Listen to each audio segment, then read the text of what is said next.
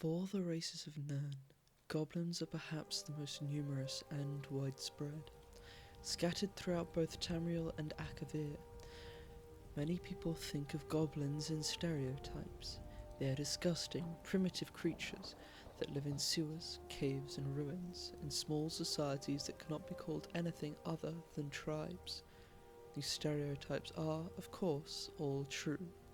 The idea of a noble goblin is so far-fetched that it is a popular subject of fiction, especially amongst authors who would like to propagate the idea of equality amongst the races of Tamriel.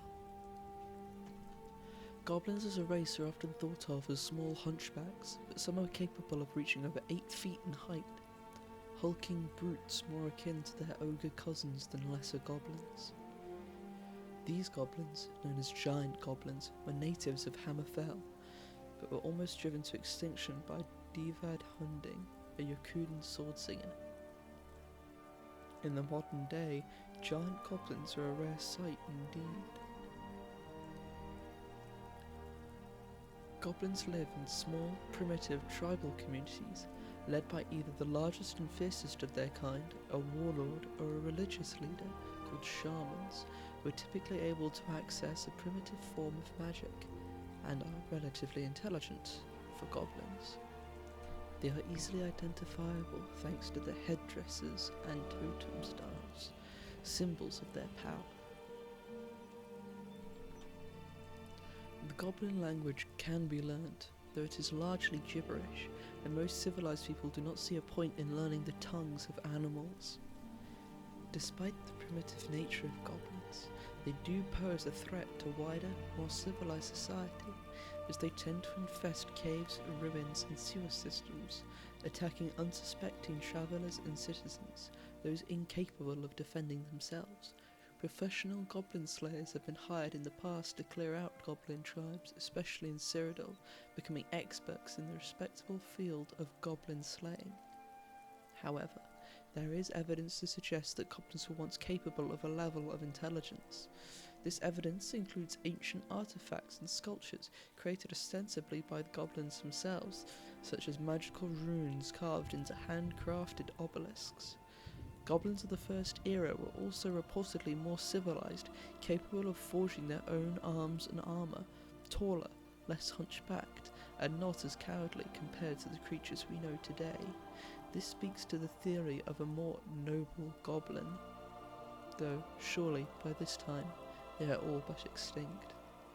Throughout history, goblins have worshipped the so-called Blue God, idols of the divine Malakath that have been painted blue. The significance of this paint is unknown. As Goblin Ken, they are of the same breed as orcs and ogres, and so fall under the divine protection of Malakath, who guides their societies. Truly a testament to his power. Tamriel is home to hundreds of different tribes of goblins. In Cyrodiil, these include the Bitterfresh tribe, which is a loosely organised tribe found in the West Weald of Cyrodiil. They use slaughterfish as a food source and ritually carried their scales. They attempted to take over the Aeliad ruins of Miskarkand in 3rd Era 433, but were driven back by its undead guardians. The Bloodskull tribe were a goblin tribe found in the Gold Coast. When the Sharp Rock tribe tricked the Shatterbone tribe into attacking the Bloodskulls, they quickly found themselves on a 3-sided war with both the Shatterbone and the Gutblade tribe. The Sharp Rock tribe then allied with the Eye Stick tribe to conquer those 3 tribes, but the allies turned on each other at the eve of their victory. Survivors of all 5 tribes banded together and formed the Rockstick and Sharpstick tribes. The Bloody Hand tribe inhabit Cracked Wood Cave in the Nibinay Basin. In the 582nd year of the Second Era, the tribe was aggressively encroaching on the settlement of Cropsford, and the villagers feared an attack was imminent. The hostility was evidently too much, as Cropsford was later abandoned. In the 433rd era of the Third Era, their totem was stolen by the Rockbiter tribe, inciting a goblin war. The war ended after a group of settlers got external help to stop the constant raiding parties, preventing them from building a farm at the new site of Cropsford. The Eye Stick tribe were found on the Gold Coast. They battled with the Sharp Rock tribe, but allied them to conquer the other resident tribes, the Shatterbones, the Bloodskulls, and the Gutblades, when these found themselves in a three-sided war. On the eve of their victory, Ice Sticks and Sharp Rocks turned on one another. Survivors of all the 5 tribes banded together and formed the Rockstick and Sharpstick tribes.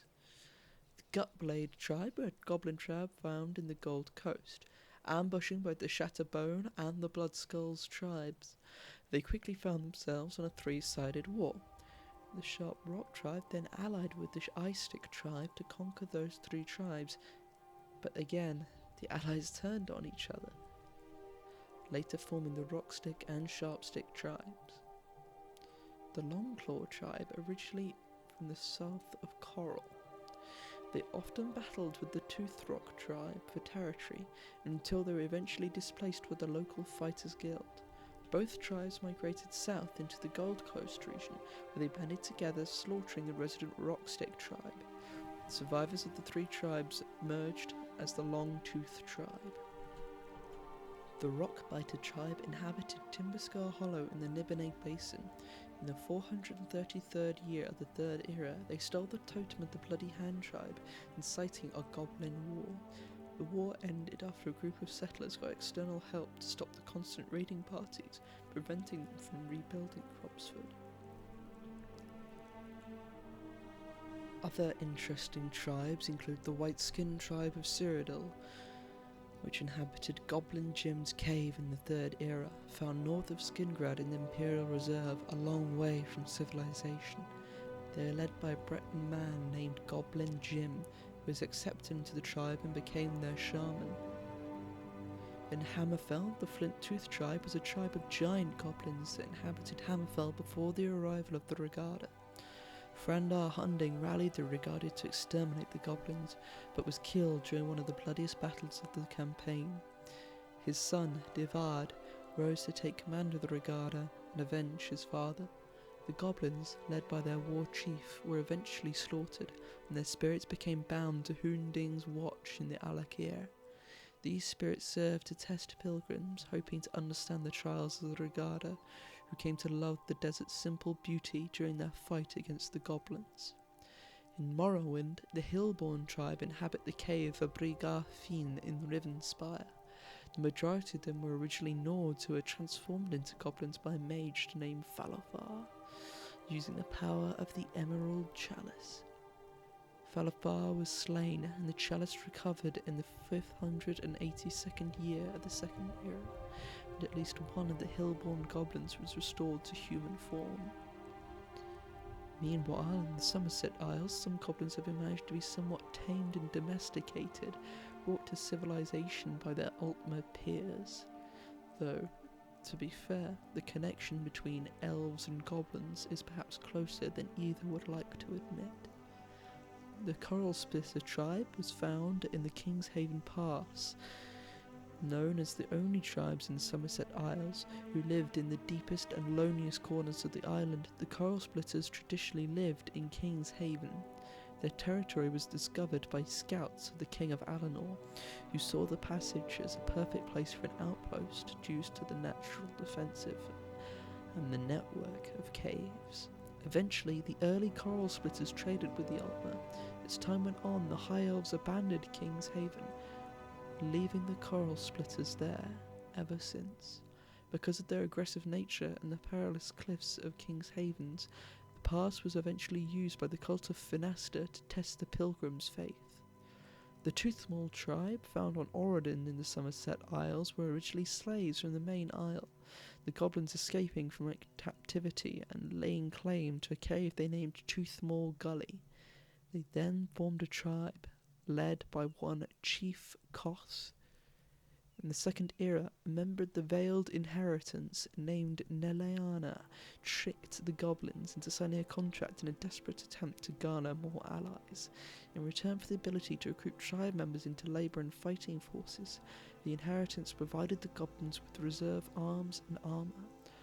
After discovering the goblin occupation of the gully, the 1st Orodin Marines broke up the alliance and ensured the tribe's survival for their continued cooperation with the Altmer.